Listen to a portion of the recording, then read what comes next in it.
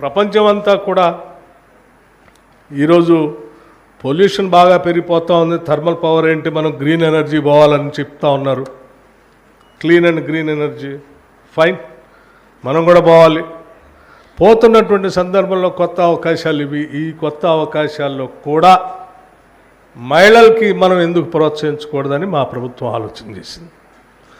అందులోంచి వచ్చిందే solar power ప్రాజెక్ట్స్ని మామూలు పారిశ్రామికవేత్తలందరికీ అదాని లాంటి వాళ్ళు, అంబానీ లాంటి వాళ్ళకి ఇవ్వటం ఎందుకు, మన మహాలక్ష్మిలు కూడా మన రాష్ట్రంలో చాలామంది ఉన్నారు, వాళ్ళకి ఎందుకు ఇవ్వకూడదని చెప్పేసి మేము ఆలోచన చేసి ఒక ఎంఓయూ చేశాం. 1000 మెగావాట్ల పవర్ సంబంధించినటువంటి ఎంఓయూని ఎనర్జీ డిపార్ట్మెంట్ నుంచి సెల్ఫ్ హెల్ప్ గ్రూప్స్కి సంబంధించి ఒక ఎంఓయూ చేసి ఈరోజు ముందుకు పోతూ ఉన్నాం. సో మీరు సక్సెస్ఫుల్గా ఈ 1000 మెగావాట్స్ పవర్ని, సోలార్ పవర్ ప్రాజెక్ట్స్ని అంటే చాలా సింప్లిఫై చేశాం. ఎనర్జీ డిపార్ట్మెంట్ టెండర్స్ పిలుస్తుంది, బ్యాంక్స్ నుంచి లోన్ ఇప్పిస్తాం, మీరు పరిశ్రమ పెడతారు, పరిశ్రమ నుంచి ఉత్పత్తి అయ్యే పవర్ని మళ్ళీ గ్రిడ్ కనెక్ట్ చేస్తాం గవర్నమెంట్కి.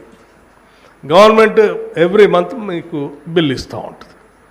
సో పరిశ్రమను పెట్టించేదే గవర్నమెంటే, కొనుగోలు చేసేది గవర్నమెంటే, బిల్ ఇచ్చేది కూడా గవర్నమెంటే. ఈ కార్యక్రమాన్ని చేసి సింప్లిఫై చేసి మీకు ఒక మంచి బిజినెస్ని మీకు అందించిపోతాము. ఇది సోలార్ పవర్తో.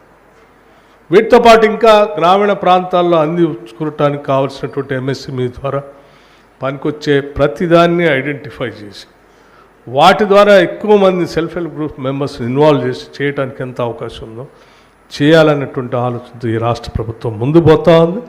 తప్పనిసరిగా నేను ఆర్థిక శాఖను కూడా చూస్తూ ఉన్నాను.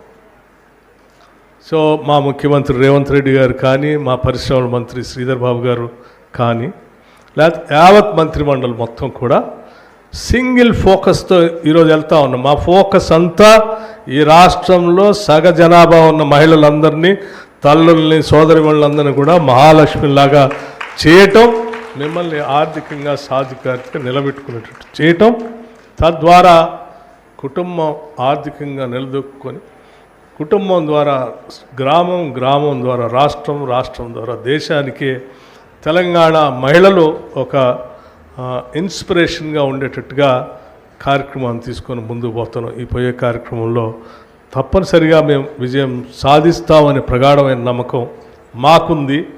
విజయం సాధించేటట్టుగా ఈ ప్రభుత్వం నడవాలని మీరందరూ మనస్ఫూర్తిగా దీవించండి అని కూడా నేను కోరుతా ఉన్నాను.